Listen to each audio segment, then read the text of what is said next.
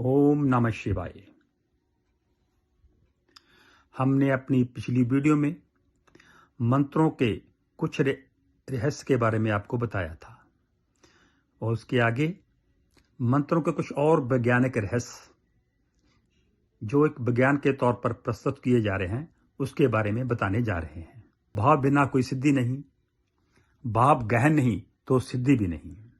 लाखों मंत्र जप लो, लाखों पूजा पाठ कर लो, हवन कर लो, लेकिन जब तक आपका भाव नहीं तब तक सिद्धि नहीं। भाव जो है वो अपने आप को मंत्र में इतना डुबो दो कि आपको अपने आप की सुध बुध ना रहे और आप इतना विलीन हो जाओ कि फिर जो सिद्धि है वो दूर नहीं है। समय, दिशा, सामग्री, देवता, भाव, उद्देश्य को भाव में रखकर ही किया जाता है। मंत्र हमारे मन और ब्रह्मांड की तरंगों का तालमेल ही तो है। मैं आपको लाखों मंत्र जपने के लिए नहीं कहता, लेकिन सिद्धि करने के लिए जितना भी आप जप करो, बस उस मंत्र के भाव में अपने आप को इतना डुबो दो कि आपको अपनी सुध बुध ना रहे। यानी वह तोड़ के ब्रह्मांड की तरंगों को पहचानते हैं और ये एक विज्ञान है, विज्ञान पे आधारित है। बस इसे समझने की जरूरत है।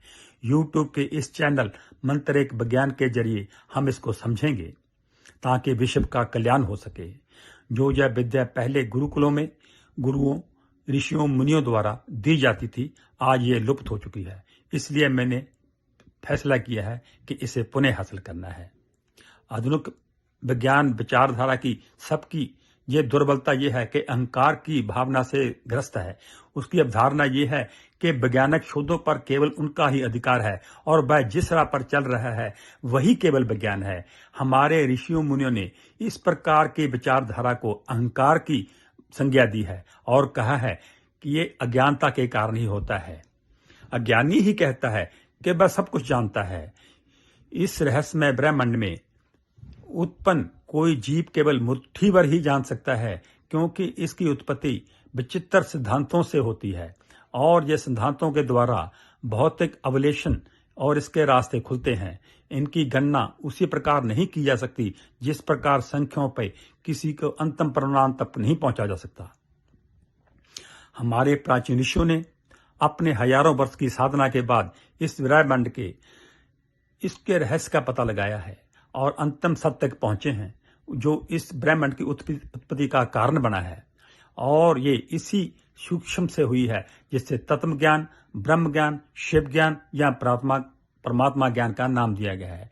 इसके बारे में प्राचीन ऋषियों ने कहा है कि हजारों लाखों में से कोई एक ही इसे समझने की कोशिश करता है, लेकिन और इसे हजारों में से एक इसे समझ पाता है। इसलिए हम अपने बहुत ही सरल तरीके से, आधुनिक तरीके से इस विद्या को आप तक पहुंचाने की कोशिश करेंगे ताकि आप विद्या को समझ सकें और प्रयोगों में लाकर उसको सफलतापूर्वक अपना काम कर सको। क्योंकि जब तक पूर्ण विश्वास नहीं जागेगा तब तक आप कोई भी काम नहीं कर पाओगे। हालांकि यह रहस्य इतना गोपनीय है कि हजारों हजार साल पहले गुरु शिष्य परंपरा से चला आ रहा है। इसकी कोई किसी को जानकारी नहीं देता, लेकिन आज इस विद्या के प्रति अविश्वास पैदा हो गया है।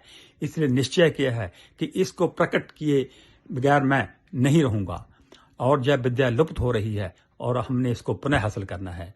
मंत्र विज्ञान में बताया गया है कि ब्रह्मांड की सूक्ष्म तत्व को कैसे बनाया गया है। यह सूक्ष्म, विरल और परम गतिवान, तेजवान है। इस तत्व से ब्रह्मांड की क्रियाएं बनती जा रही हैं। इस तत्व से उत्पन्न होने वाला ब्रह्मांड एक खास पावर सर्किट से क्रिया कर रहा है। इस पावर सर्किट से ऊर्जा तरंगें उत्पन्न हो रही हैं और जैसा यह पावर सर्किट ब्रह्मांड का है, वैसा ही सर्किट किसी अन्य प्रकृति का इकाई का होता है, चाहे वह पृथ्वी हो, सूरज हो, चांद हो, मंडल हो या कुछ और।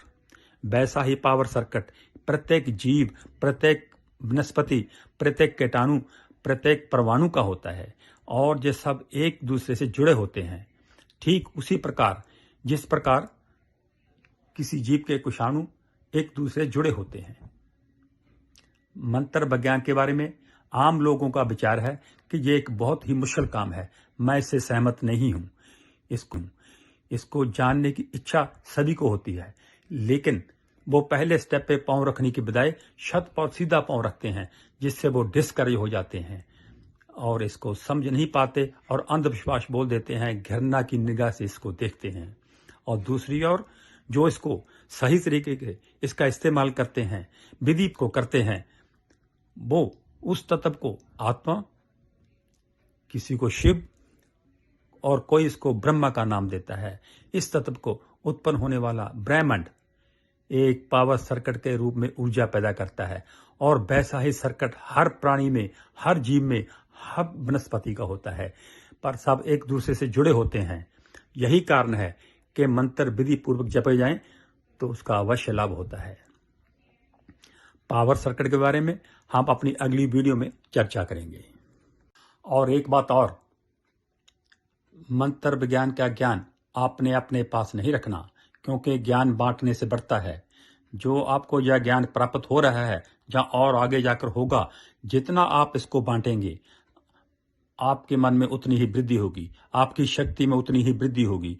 आपके पास जो मंत्र होगा उसकी शक्ति उतनी ही बढ़ जाएगी जितना आप इसको अपने दोस्तों में बांटेंगे। ये याद रखना। जो आप ज्ञान ले रहे हैं, वो अपने पास वीडियो आ रही है, आपके पास मंत्र आ रहे हैं, वो अपने सब लोगों को बांट दो ताकि आपको इतनी शक्ति प्राप्त हो सके। ओम नमः शिवाय।